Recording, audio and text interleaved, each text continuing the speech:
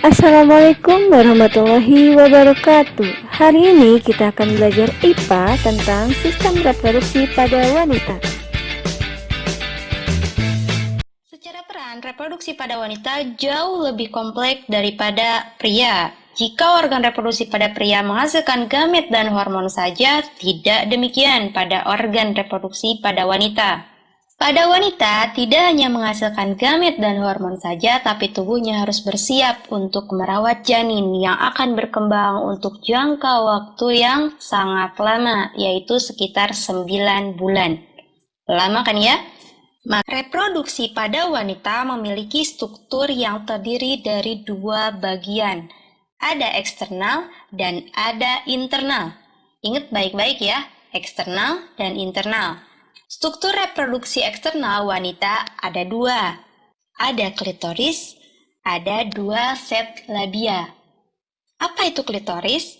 Klitoris merupakan salah satu titik rangsangan seksual yang paling sensitif karena mengandung banyak ujung saraf.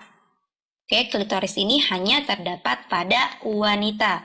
Yang kedua, ada dua set labia, yaitu ada labium mayor dan labium minor. Untuk diketahui, dua set labia ini mengelilingi lubang vagina. Oke, sekarang lanjut ke organ internal pada wanita. Harap berkonsentrasi karena agak sedikit panjang dari organ reproduksi eksternal. Yang pertama ada ovarium. Fungsinya yaitu untuk menghasilkan ovum. Ingat ya, ovarium menghasilkan ovum. Proses menghasilkan ovum dari ovarium namanya ovulasi. Jadi ada ovarium, ovum, dan ovulasi. Ovarium juga dikenal sebagai gonad betina. Sama halnya dengan testis, jumlahnya ada sepasang. Ada di bagian kiri dan ada di bagian kanan. Bentuknya seperti kacang almond.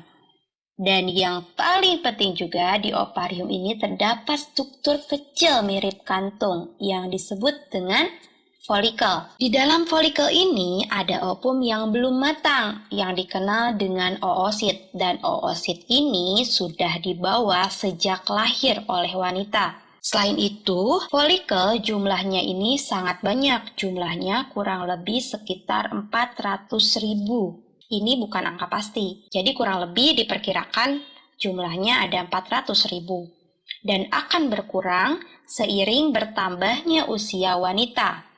Luar biasa kan ya?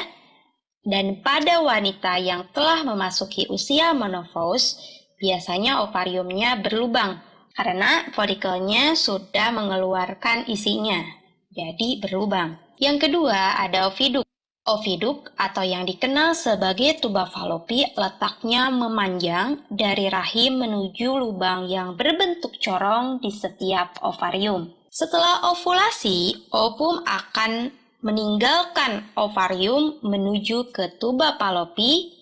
Untuk apa dia ke tuba falopi? Dia akan menunggu untuk bertemu dengan sperma.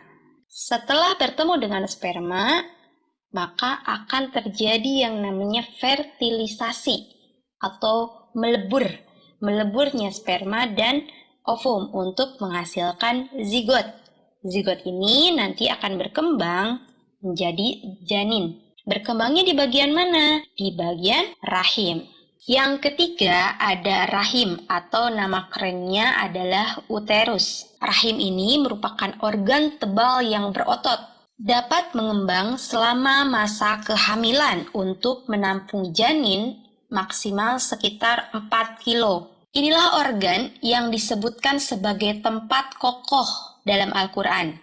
Salah satunya terdapat dalam surat Al-Mursalat ayat 21 sampai dengan 23 yang bunyinya seperti ini. فجعلناه في قرار مكين إلى قدر معلوم فقدرنا فنعم القادرون.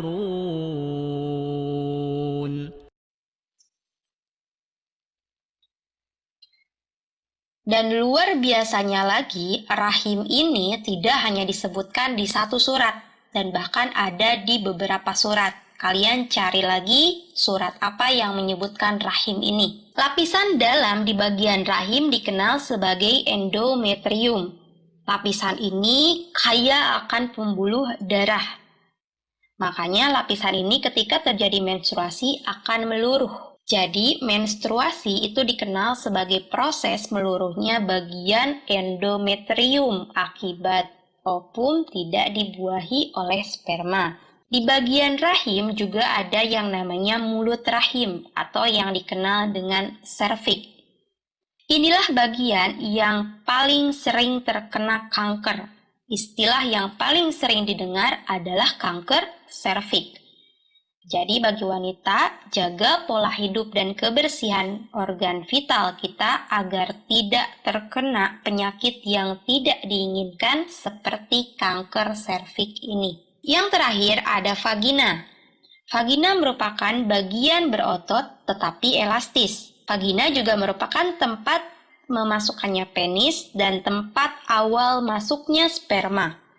Selain itu, vagina juga berfungsi sebagai jalan lahir bagi bayi saat dilahirkan. Seperti yang telah disebutkan bahwa vagina dilindungi oleh 2 set labia. Di bagian vagina juga terdapat selaput tipis yang dikenal sebagai selaput darah atau himen, nama kerennya. Selaput darah ini akan semakin tipis dari waktu ke waktu, bahkan bisa pecah. Dan dapat berdarah ketika direnggangkan atau selama first coitus atau istilahnya hubungan seksual. Dan juga biasanya akan hilang melalui aktivitas fisik seperti olahraga.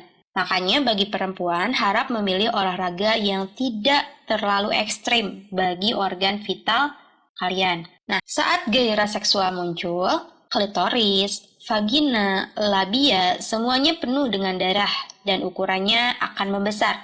Gairah seksual ini juga dapat menginduksi kelenjar vestibular yang ada di dekat vagina untuk mengeluarkan pelumas, sehingga dapat memfasilitasi saat hubungan seksual.